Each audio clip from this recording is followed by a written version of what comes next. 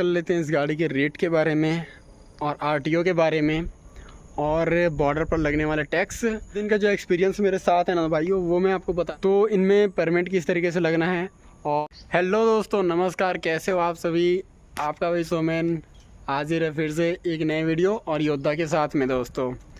तो भाइयों, आज का हम वीडियो जो है अपने योद्धा के ऊपर बात करने जा रहे हैं। तो काफ़ी दिनों, वैसे गाड़ी को लाए हुए 10 दिन हो चुके हैं, लेकिन योद्धा का वीडियो हमने नहीं डाला था उसका डिटेल के साथ में। और कुछ भाइयों को काफ़ी बेसब्री से इंतज़ार था हमारे योद्धा का वीडियो। तो माफ़ी चाहता हूं दोस्तों, इधर उधर के चक्कर में मैं वीडियो बनाना थोड़ा सा लेट हो गया और अपलोड करना। लेकिन आज योद्धा का पूरा रिव्यू और 10 दिन का एक्सपीरियंस जो है पूरा मैं शेयर करूँगा। और योद्धा ही नहीं बल्कि योद्धा 2.0 एक नया मॉडल जो कि अभी लॉन्च हो रखा है।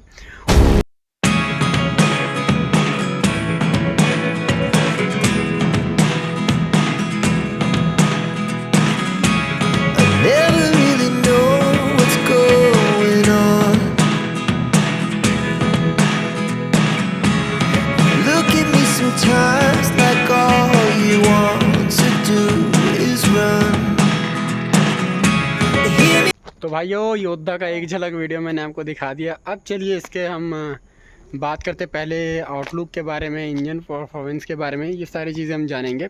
फिर मैं बताऊंगा जो अब तक 10 दिन का एक्सपीरियंस क्या रहा है।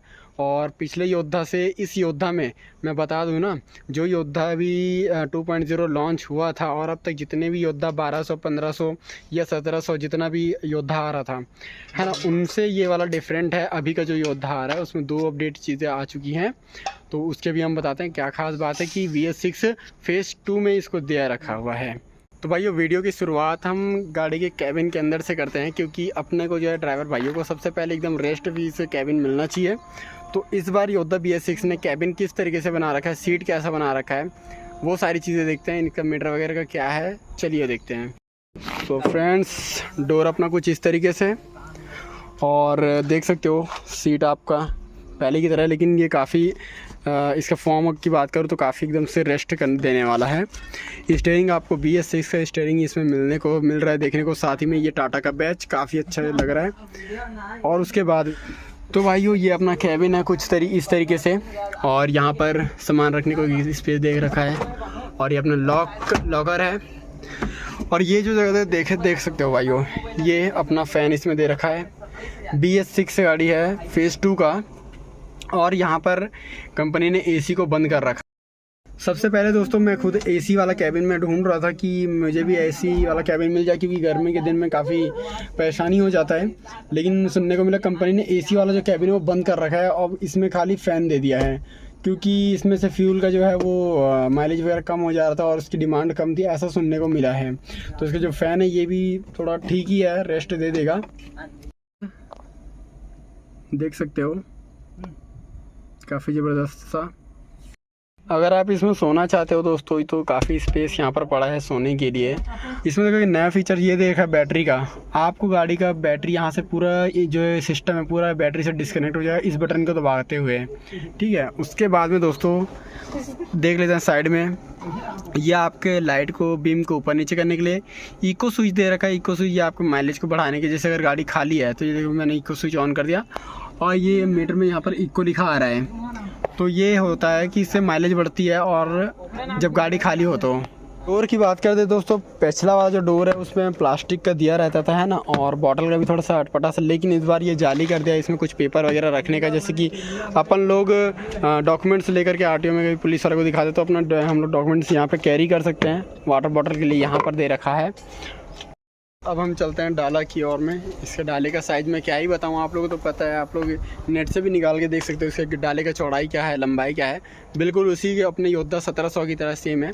अगर इस गाड़ी की बात की जाए तो इसमें बस RTO पासिंग जो है 2 टन का दे रखा है। जी हाँ, ये 2 टन की पासिंग गाड़ी है योद्धा 2.0 जो है। इस गाड़ी में दोस्तों अपना जो है 2200 सीसी का इंजन, 100 HP की गाड़ी, आपको पता है। और 10 दिन का जो एक्सपीरियंस मेरे साथ है ना भाइयों, वो मैं आपको बताना चाहूँगा। 10 दिन का एक्सपीरियंस जो मैंने चला रखा है, 20 दिन हो चुके हैं गाड़ी को। तो काफ़ी अच्छा एक्सपीरियंस है, लोड बहुत बढ़िया खींच रहा है ये, और अभी तक कोई शिकायत की कमी नहीं आई है इस गाड़ी में। शिकायत और खैर ये तो नई गाड़ी है, लेकिन आई होप भाई, टाटा तो मैंने योद्धा चलाया नहीं है इससे पहले, और पिकअप रेंज की गाड़ी मैंने चलाई नहीं था क्योंकि हमारे पास इंट्रा थी, वही इंट्रा मैं चला रहा था। तो ये काफ़ी बेस्ट लगा मुझे। और रिस्पॉन्स की बात करूँ लोगों से सुनने में, जो योद्धा का आता है भाइयों, कई भाई लोग बताते हैं कि बेस्ट गाड़ी है और दमदार है, चलने में भी ठीक है। बस इसका थोड़ा सा सर्विसिंग का कॉस्ट है, वो थोड़ा सा महिंद्रा से ज़्यादा सुनने का मिलता है, ठीक है। और स्पेयर पार्ट्स की बात की जाए तो टाटा का थोड़ा महंगा है, लेकिन सही है गाड़ी। इस लुकिंग की बात की जाए तो अभी का जो 1700 आ रहा है उसमें भी ये चीज़ दे रखा है, ये आपका बहुत ही अच्छा से ये ग्रिल जो सामने का दे रखा है। और आपने देखा होगा कि अपने जो टाटा का नेक्सॉन है उनमें जो ये जाली है, क्यों एकदम स्टाइलिश और फोर्ड, जैसे फोर्ड गाड़ियों में रहता है, या फिर बम्पर किसी का एकदम से जेन्युइन टाइप करता है, वो चीज़ है। इसमें भी लुकिंग टाटा ने सही दे रखा है। आपका जो बम्पर ये भाई कोई प्लास्टिक नहीं है, ये मेटल का है, जो बम्पर से कंपनी से फिटेड लगा हुआ आया है। और भाई ये जो डाला हमने अभी बनवा रखा है, इस डाले को मैंने अपने यहाँ सिविल में बनवाया था। और कमेंट करके बताओ दोस्तों, ये जो प्राइमर लगा हुआ है इन दिनों, ये कैसा है, क्योंकि आपके भाई ने खुद ही ये प्राइमर लगाया है। पूरा एक दिन का समय लग गया दोस्तों इसका जो जंग को साफ़ करने में, फिर उसके बाद प्राइमर को लगाने में। और देख सकते हो, कमेंट करके आप लोग खुद ही बताओ कि फिनिशिंग कैसी है। तो भाइयों अब हम बात कर लेते हैं इस गाड़ी के रेट के बारे में, और आरटीओ के बारे में, और बॉर्डर पर लगने वाले टैक्स, परमिट, ये सारी चीज़ों के बारे में बात करते हैं। क्योंकि काफ़ी लोगों को भी डाउट है कि भाई ये 2.0 है। और बता दूं मैं महिंद्रा बोलेरो 2.0 की, उसकी भी मैं बता दूं।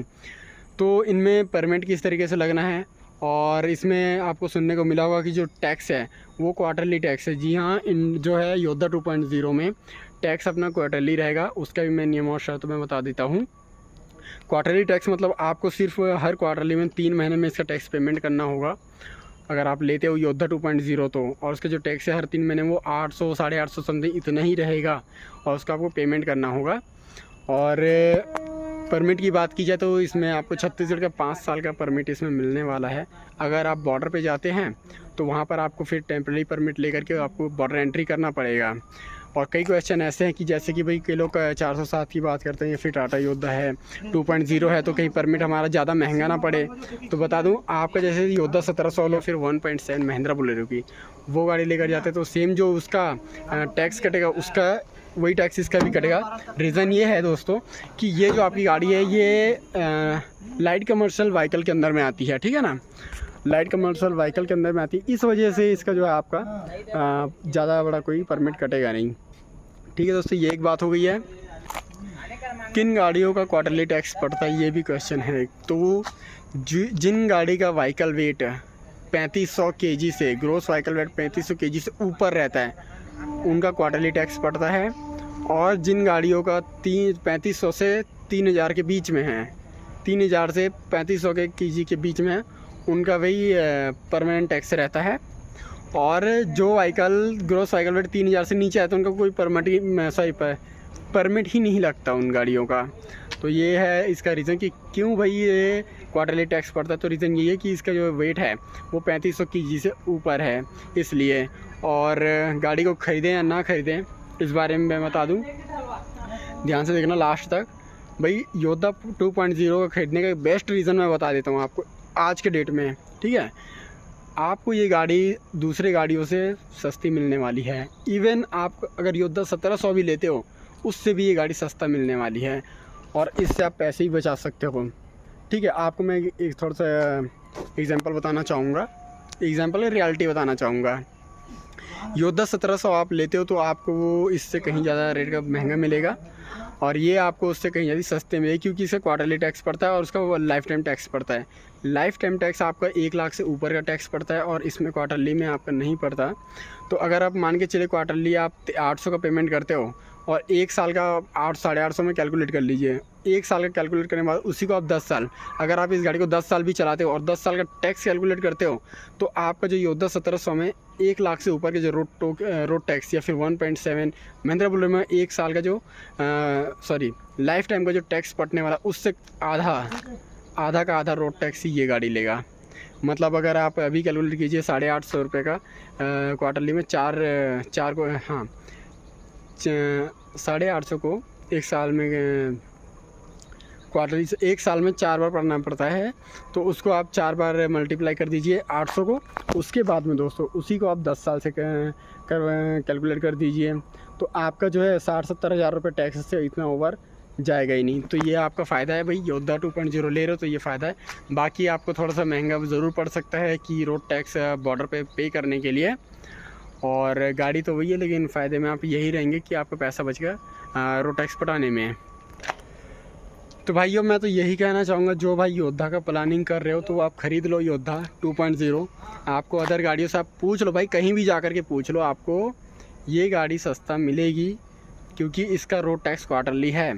और जो ऐसे अगर कोई बोले ना भी आपको तो हर 3 महीने में टैक्स पटाना पड़ेगा, लोचा है, ये है, वो है, आप ध्यान ना करना।